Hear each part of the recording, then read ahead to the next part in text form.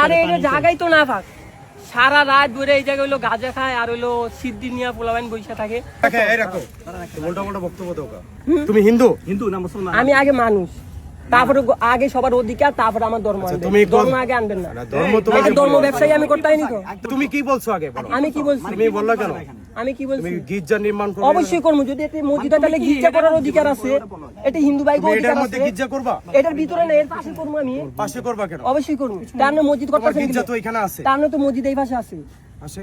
অবশ্যই আছে মসজিদ। এখানে হবে মসজিদ তাই হবে। গির্জা হইব, মন্দির হইব। তুমি ইতিহাস জানো, কথা বলো না ধরো। উনি তো এটা মানে ষড়যন্ত্র, এক কথা এটা উনি নিজে নিজে জানে এটা ষড়যন্ত্র কাজ করতেছে। আর যে মোল্লা একটা এই জায়গায় আইছে, মানে ওনার কথা এখন কি বলবো, মানে উনিও ওনাদের পক্ষে।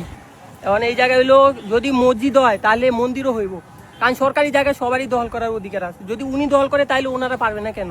বাংলে রমনা কালী মন্দিরও ভাঙতে হইব। উনি রমনা কালী মন্দিরের সম্বন্ধে অত কিছু বোঝেন না, কারণ হচ্ছে রমনা কালী এই জায়গার নামই ছিল আগে রমনা উদ্যান। পরে যখন সরোয়ার্দী মানে শহীদ সরোয়ার্দী ওনার নামে পরবর্তীতে এটা শহীদ সরোয়ার্দী উদ্যান করা হয়েছে।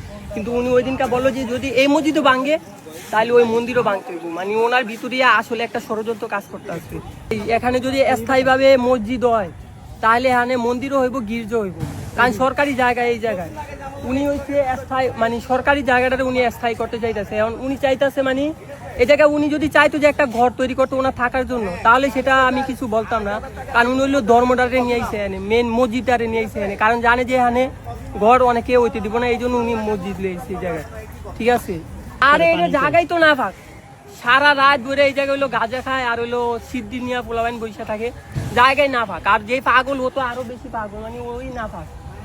আর এর পাশে মোট 5টা মসজিদ আছে। হাদি ভাইয়ের কবরের পাশে একটা, পরে হলো শাহবাগ একটা, পরে হলো আপনার হাইকোর্টের একটা, রমনা কালী মন্দিরের একটা, এই যে এটার পিছনে একটা মসজিদ, পরে শিশু পার্কের ভিতরে আর একটা মডেল মসজিদ তৈরি হইতেছে। তারপরে যদি এই জায়গায় মসজিদ তৈরি হয়, আমি যেটা বলছি এটি হইব, যে আমার অর্থায়ন হইলো এই জায়গায় মন্দির হইব আর গির্জা হইব।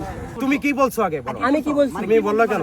আমি কি বলছি? তুমি গির্জা নির্মাণ করবে? অবশ্যই করবো, যদি এতে মসজিদে তাহলে গির্জা করার অধিকার আছে, এটা হিন্দু ভাই তুমি এটার অধিকার মধ্যে আছে। গির্জা করবা? এটার ভিতরে না, এর পাশে করবো আমি। পাশে করবা কেন? অবশ্যই করবো, তার না মসজিদ তোমার করতেছেন গির্জা তো এখানে আছে। তার না তো মসজিদ এই পাশে আছে।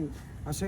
অবশ্যই আছে মসজিদ, এখানে হবে মসজিদ তাই হবে। গির্জা হইব, মন্দির তুমি হইব। তুমি ইতিহাস জানো, কথা বলো না ধরো।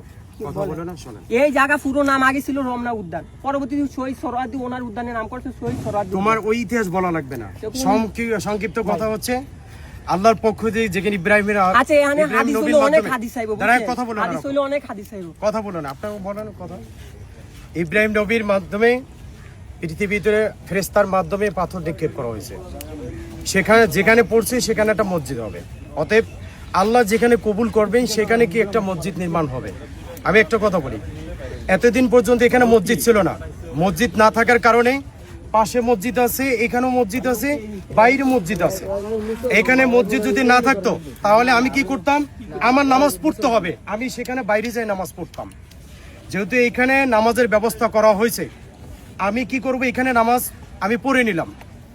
ভাইসে নামাজের সময় চলে গেছে, আমি কি করব? নামাজের সময় চলে যেতেছে, সেখানে আমি কি জায়নামাজ বিছায় হোক, আমার তোয়াল্লা বিছায় হোক, যেটা হোক, আমি গামছা বিছায় হলো নামাজ আদায় করে নেব। এটি তো নিয়ম, যেখানে পবিত্র থাকবে, যে মসজিদ কাছে পাবো না। কিন্তু এখানে মসজিদ যেহেতু করছে, সেহেতু মসজিদ নির্মাণ পুরোটা হয়নি, নামাজের ব্যবস্থা করছেন। এখন উনি ইচ্ছা করলে মসজিদ নির্মাণ করতে পারবে না। কেন পারবে না? কারণ এটা সম্পূর্ণ সরকারি জায়গা। সরকারি যদি সেইখানে বলে যে তোমরা মসজিদ করতে পারবে, কেন?